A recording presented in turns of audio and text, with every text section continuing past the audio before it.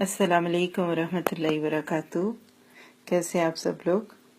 सबको ईद मुबारक। तकब्बल अल्लाह मिन्ना व मिनकुम।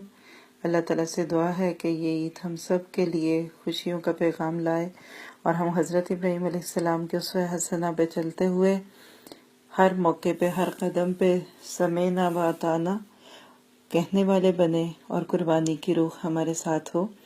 एक छोटी सी शेयरिंग आज के दिन के नाते से। हमें भी गोश्त चाहिए। बाबा 3 दिन रह गए हैं कुर्बानी वाली ईद में। हमें भी गोश्त मिलेगा ना बाबा? हाँ क्यों नहीं, बिल्कुल मिलेगा। लेकिन बाबा पिछली ईद पर तो किसी ने भी हमें गोश्त नहीं दिया था।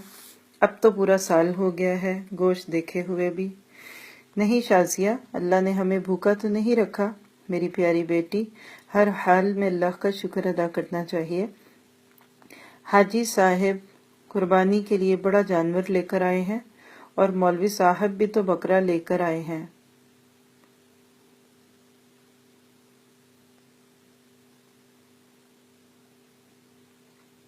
हम गरीबों ही के लिए तो कुर्बानी का गोश्त होता है। अमीर लोग तो सारा साल गोश्त ही खाते हैं।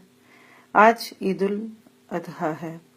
मौलवी साहब बयान फरमा रहे हैं कि कुर्बानी में गरीब मिस्कीन को नहीं भूलना चाहिए, इनके बड़े हकूक होते हैं। खैर, शाजिया का बाप भी नमाज अदा करके घर पहुंच गया। घंटा भर इंतजार करने के बाद शाजिया बोली, बाबा अभी तक गोश्त नहीं आया। बड़ी बहन राफिया बोली, चुप हो जाओ शाजी, बाबा को तंग न करो। वो चुपचाप दोनों की बातें सुनता रहा और नजरअंदाज करता रहा। काफी देर के बाद भी जब कहीं से गोश्त नहीं आया तो शाजिया की माँ बोली, सुनिए, मैंने तो प्याज टमाटर भी काट दिए हैं, लेकिन कहीं से भी गोश्त नहीं आया। कहीं भूल तो नहीं गए हमारी तरफ गोश्त भिजवाना? आप खुद जाकर मांग लाएं।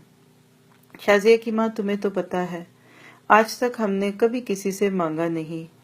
अल्लाह कोई ना कोई सबब पैदा कर देगा।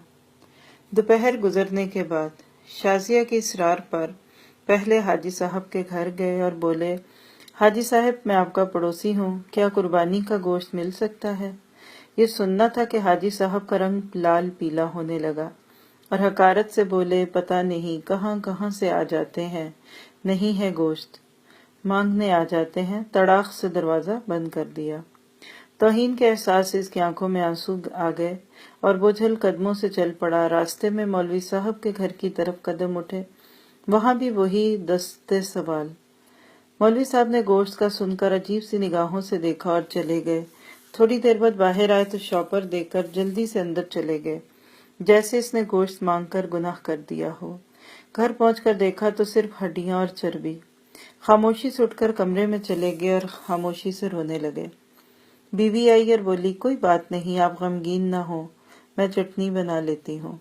थोड़ी देर बाद शाजिया कमरे में आई और बोली, बाबा हमें गोश्त नहीं खाना, मेरे पेट में दर्द हो रहा है। वैसे भी ये सुनना था कि आंखों से आंसू गिरने लगे और फिर फूट फूट कर रोने लगे। लेकिन रोने वाले वो अकेले नहीं थे, दोनों बच्चियां और बीवी भी आंसू बहा रहे थे। इतने में पड़ोस वाले अकरम की आवाज आई, जो सब्जी की रेहड़ी लगाता था।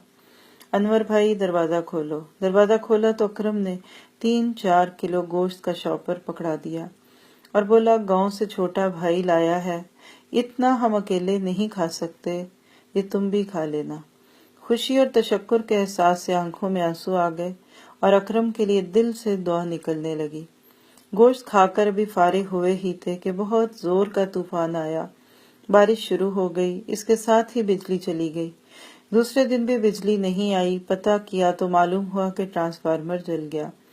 तीसरे दिन शाजिया को लेकर बाहर आए तो देखा कि मौलवी साहब और हाजी साहब बहुत सा गोश्त बाहर फेंक रहे थे, जो बिजली न होने की वजह से खराब हो चुका था और इस पर कुत्ते झपट रहे थे। शाजिया बोली, बाबा क्या कुत्तों के लिए कुर्बानी की थी? वो शाजिया का चेहरा देखते ही रह गए और मौलवी और हाजी साहब ने ये सुनकर गर्दन झुका ली। खुदारा एहसास करें गरीब और मिस्कीन लोगों का। अल्लाह ताला हमें इन कुर्बानियों से अपना कुर्ब अता फरमाए। सुब्हानकल्लाहुम्मा व बिहम्दिका अशहदु अल्ला इलाहा इल्ला अंता अस्तगफिरुका व अतूबु इलैक। अस्सलामु अलैकुम व रहमतुल्लाहि व बरकातुहू।